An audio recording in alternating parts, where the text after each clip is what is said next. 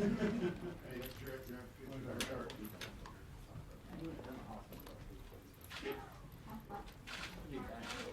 you appreciate D-Day, doesn't it?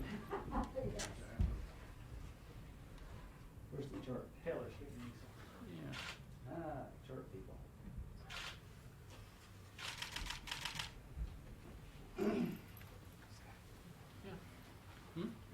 So, I don't know how each of you got the job of covering the Senate, but I'm sorry. The bottom line is, the first vote was taken at 11 o'clock, it's 4:20, and we've been sitting around, and for what reason? President Biden, in his inaugural address, said that he wanted to change the dynamic in Washington and define unity, and I think that was welcome news to most Americans, including me. This is one area where we've actually had unity. So on March the 5th, 96-1, 8 billion.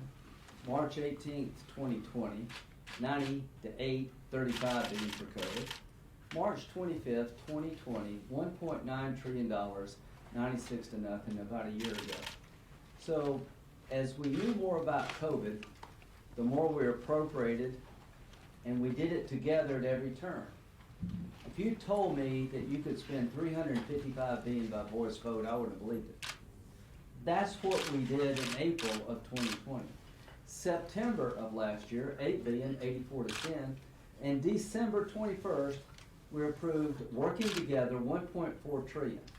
So what we've been able to do, working with Democrats and Republicans, is to appropriate $4 trillion in a bipartisan manner. Here's the question for the American people. What the hell happened? We had the House, they had the House, we had the Senate and the White House. Now they've got it all. So they've chosen a partisan path, and the reason we're not doing it together now is they don't want to do it together.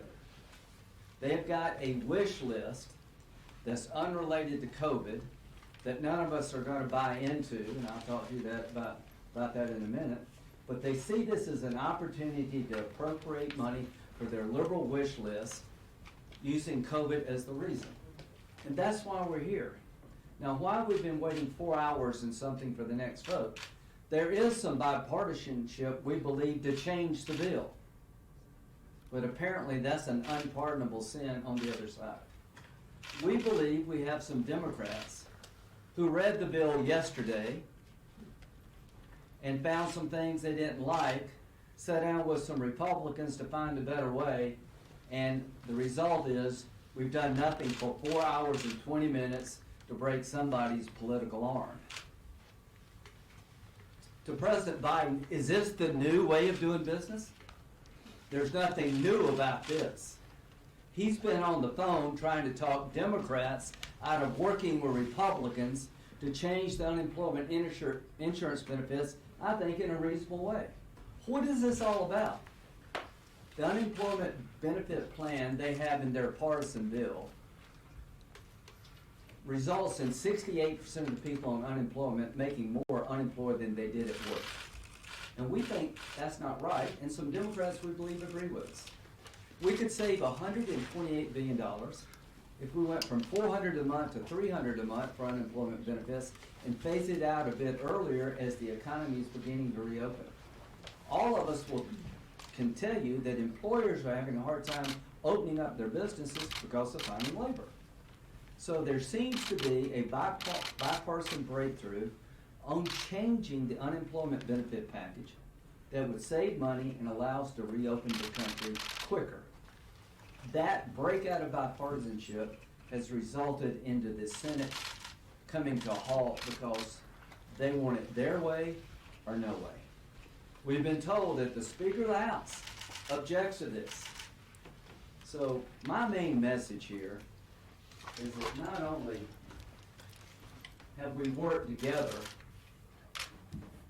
and we've stopped for a wrong reason, we're spending $1.9 trillion and we haven't spent the money we appropriated in the past. So administrative actions, there's $200 billion left unspent. The legislative actions that resulted in Republicans and Democrats finding common ground to the tune of over 90 votes each time, there's $1 trillion yet to be spent. The Federal Reserve has money available to business, 5.9 trillion, 2.8 trillion has been spent. So our message is pretty simple.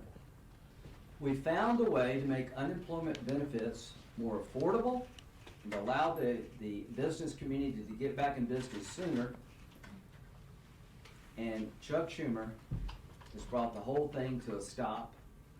And I don't know what Joe Manchin has gone through for the last 4 hours and 20 minutes. But I want you to know that President Biden's inaugural speech rings hollow. Instead of trying to bring us together, he's on the phone making sure a couple of Democrats will not work with the Republicans. And that's so sad. But before Joe Biden got to be president, we worked together pretty damn well. And now we're at a standstill, because a couple of Democrats are willing to work with us to change a bill they wrote last night. And what's in this bill that makes us all a little upset? $20 million for the preservation and maintenance of Native American languages. That may be a very good idea, but that's not helping anybody with COVID in South Carolina. $135 million for the National Endowment for the Arts. Maybe a good idea, but we should go through the appropriation process. $135 million for the National Endowment for the Humanities. $200 million for the Institute of Museum and Library Services.